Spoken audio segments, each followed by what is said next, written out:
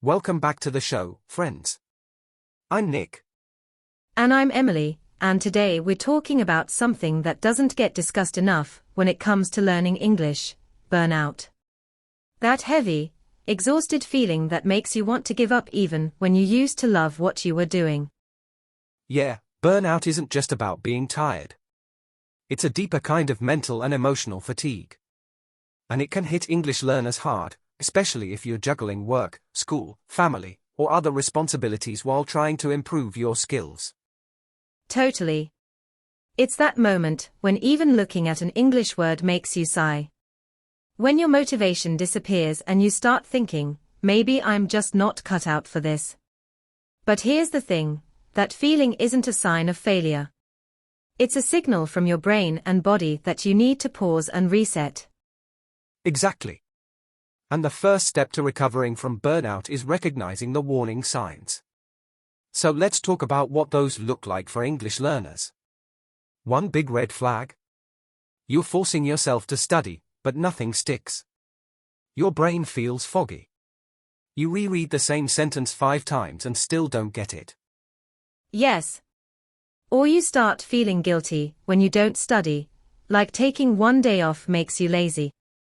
That guilt cycle is so damaging. Learning a language is supposed to be a long-term journey, not a punishment. Another sign, comparison. You find yourself constantly watching others speak fluently on YouTube or Instagram, and instead of feeling inspired, you feel defeated. Like you're falling behind or wasting your time. That one hits hard. Because it's easy to forget that what you're seeing online is usually someone's highlight reel, not their struggles. You don't see the tears, the doubts, the days they wanted to quit too. Let's not forget about physical symptoms either. Burnout can show up in your body: headaches, tight shoulders, fatigue, even sleep issues. That's your nervous system saying, hey, slow down. Right. So what can you do when you realize you're burning out from English learning? First, give yourself permission to take a break. Rest is not a weakness. Sometimes, the most productive thing you can do is stop. And when you do come back gently. Change your approach.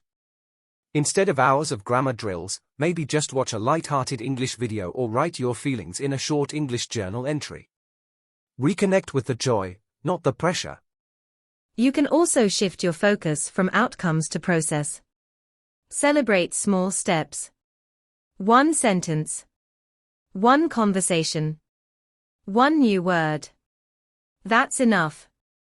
And honestly, that's how fluency really happens. Another great tip. Check in with your motivation. Why did you start learning English in the first place? Was it for travel, career, connection, self-growth? Reconnect with that personal reason, not what others expect from you. And don't be afraid to talk about how you're feeling. Whether it's a friend, teacher, or community online, sharing that "I'm burned out" feeling can be healing. You'd be surprised how many others feel the same, but are afraid to admit it. And sometimes, just putting those feelings into words, even in broken English, can release some of the pressure. You don't have to sound perfect to express yourself. You just have to be real. And being honest with yourself is part of taking care of your mental health. Yes.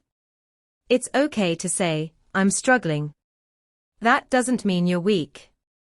It means you're human. And language learning isn't just about memorizing vocabulary. It's also about navigating the emotional ups and downs that come with it. One thing that helped me personally when I hit burnout in learning another language was switching the environment. Like, instead of staying at my desk, I take my learning outdoors. Go for a walk, listen to a podcast in the language, or just let my brain relax while still being surrounded by the sound of it. That's such a good point. Movement and nature can shift your mindset. And when you let yourself breathe a little, you actually retain more. Rest isn't the opposite of progress, it's part of progress. Also, don't underestimate the power of doing something fun in English. Watch a silly show.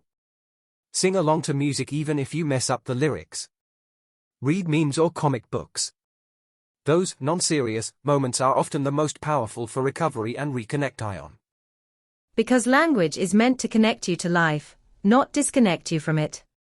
If studying is making you feel isolated or constantly anxious, it's time to shift gears. You can still grow without grinding yourself into the ground. Exactly. And you know what else?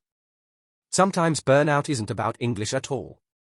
It's about other areas in your life that are overwhelming you, and English just happens to be the thing that's hardest to keep up when you're tired or stressed.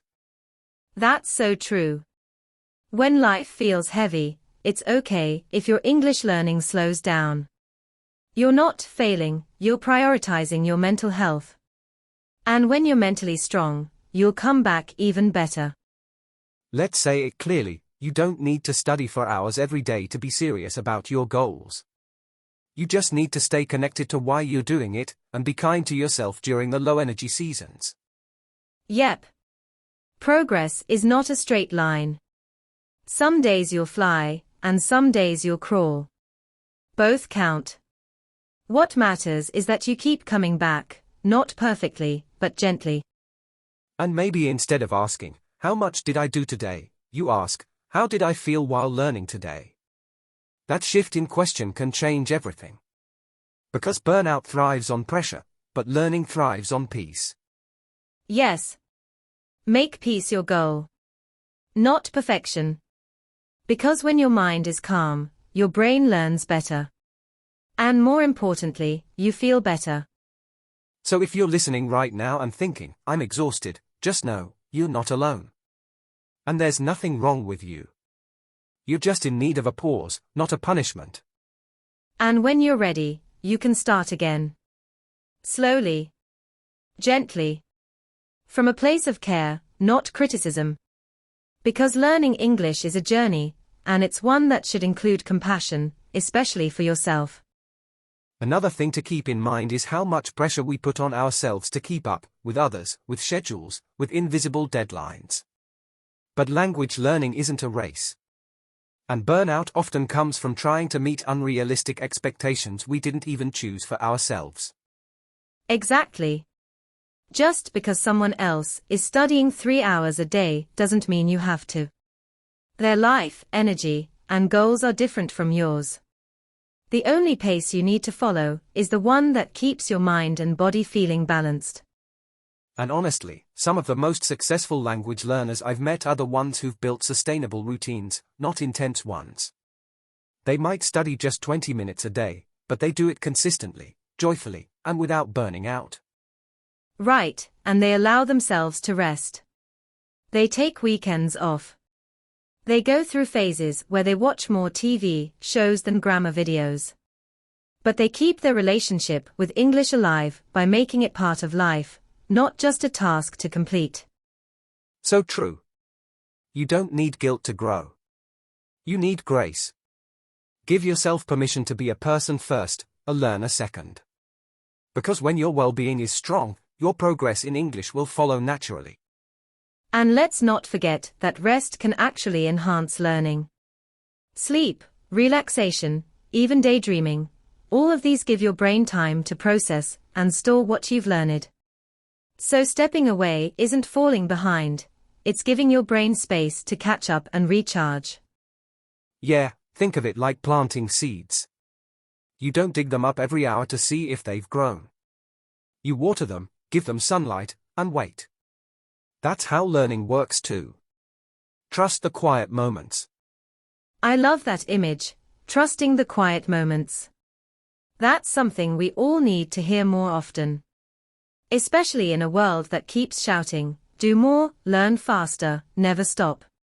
Sometimes, the bravest thing is to say, I'm going to rest today, and that's enough. Yes. Because learning is not just about input, it's also about reflection, restoration, and resilience. And you build resilience not by pushing through pain, but by learning when to pause and be gentle with yourself. So if you're feeling burned out right now, we just want to remind you, it's not a sign that you're not good enough. It's a signal that you need care. You can take a break and still be a dedicated learner. In fact, Sometimes the best learners are the ones who know when to rest and when to return. That's the kind of strength that doesn't always show up in scores or certificates, but it's the kind that lasts for the long run. And if you're wondering how to take that kind of break, it doesn't have to be dramatic. You don't need to completely disconnect from English if you don't want to.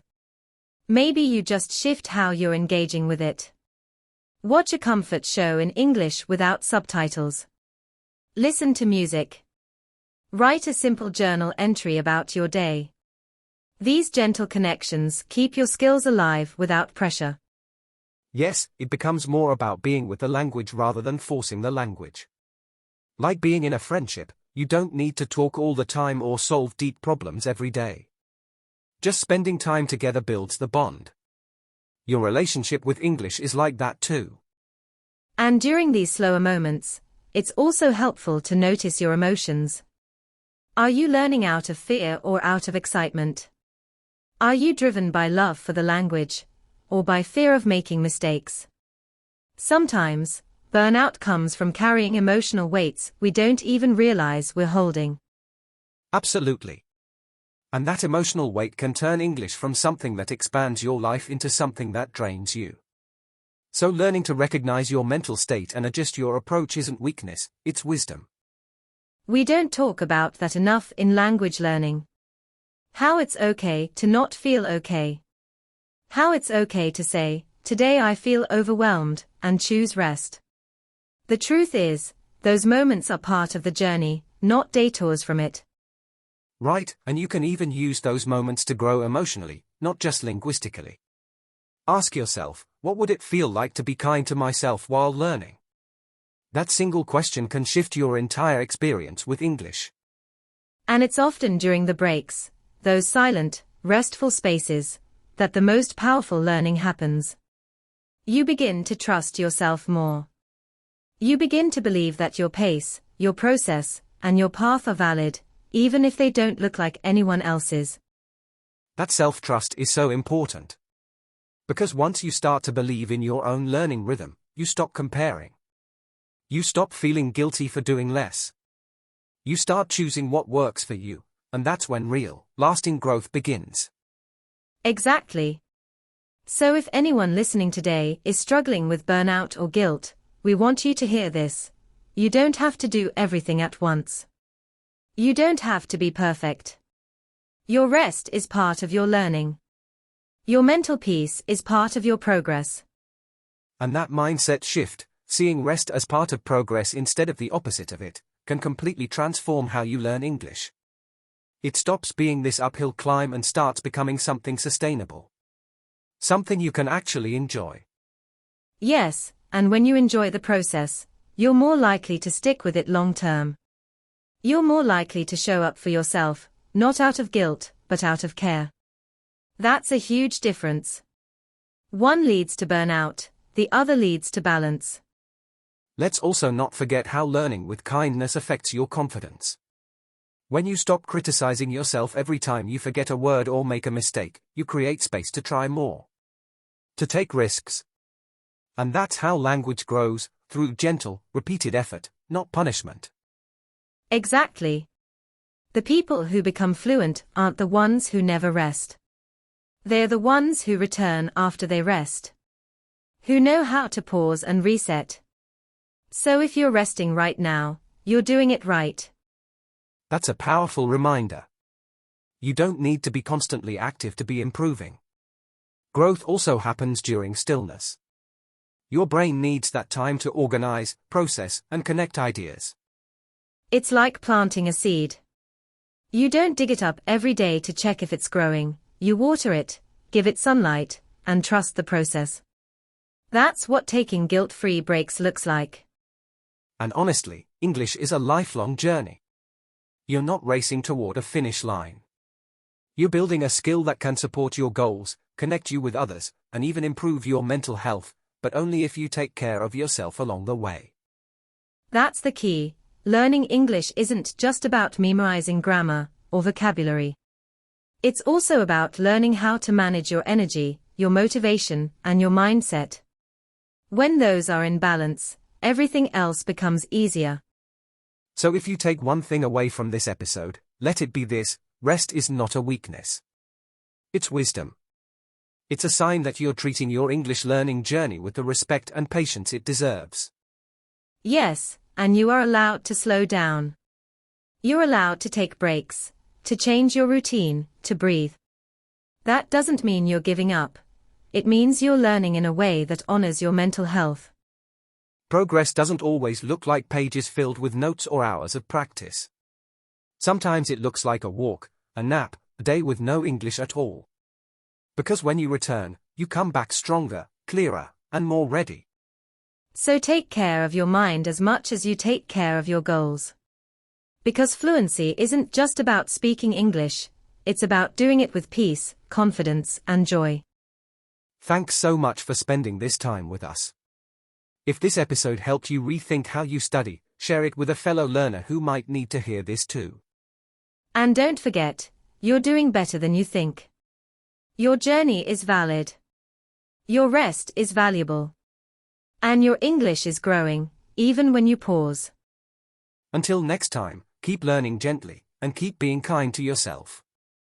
Bye for now, and take care.